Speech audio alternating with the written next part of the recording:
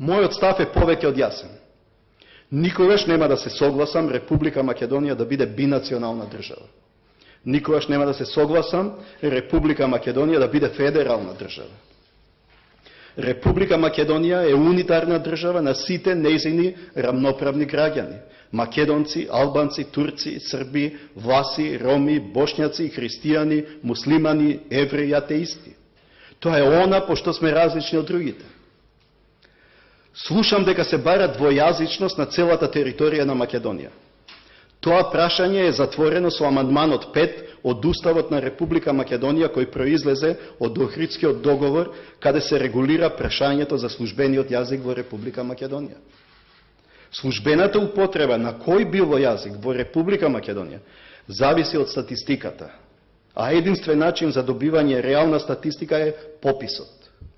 Последниот попис во Македонија беше пред цели 14 години. Тоа е предол период за која било држава. Без нов попис на населението не може да се барат права што зависат од статистиката. Очекувам новата влада што поскоро да спроведе попис за да видиме колку сме, да видиме дали реалноста на теренот соодветствува со тврдењата на некои политичари. Им порачувам дека е неодговорно да се барат права без да се преземат обврски. Точно онака како што е наведено во амандманот 4 од Уставот на Република Македонија. Нема ништо потрагично, поопасно од меѓумакедонскиот судир. Секогаш, кога сме биле поделени, други не окупирале, раселувале, преименувале и однародувале.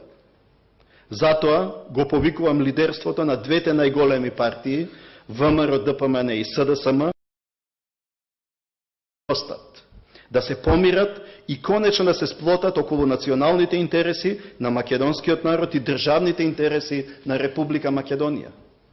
Ако навистина ја сакаат ова држава и ако навистина се грижат за македонскиот народ, ги повикувам да ја почитуваат волјата на граѓаните, бидејќи во омразата никој нема ниту иднина, ниту надеж.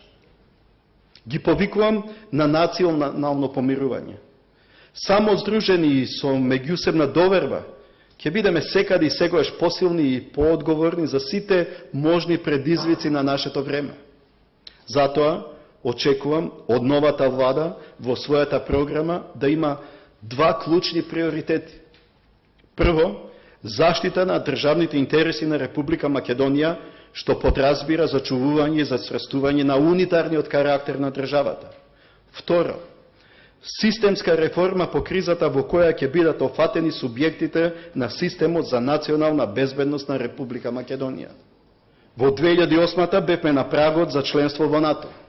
Во 2009-та ги добивме првиот позитивен извештај и препораката за почеток на преговорите со Европската Унија. Во такви услови институциите одговорно и забрзано се реформираа. Политичарите доброволно и пристојно комуницираа, а граѓаните живеа со очекување дека европската иднина им е на допад. И токму тогаш, во зенитот на нашите напори, очекување и оптимизам, ние бевме разочарани. Наместо датум за преговори, бевме блокирани. Наместо членство во НАТО, бевме игнорирани. Наместо да бидеме наградени, ние бевме казнети. Од тогаш до денес, Македонија стана колекционер на позитивни европски извештаи и препораки и акциони планови за членство во НАТО. Неодговорното однесување на НАТО и Европската Унија кон Македонија неминовно се одрази на нашата внатрешна политика. Се изгуби реформскиот моментум, се затегна односите меѓу политичките партии и се намали трансформирачката моќ на Унијата. Последиците од блокадата станаа причина за нови блокади на Република Македонија. Секој проблем што го игнорирате доволно долго ќе се јави како симптом што ќе боли.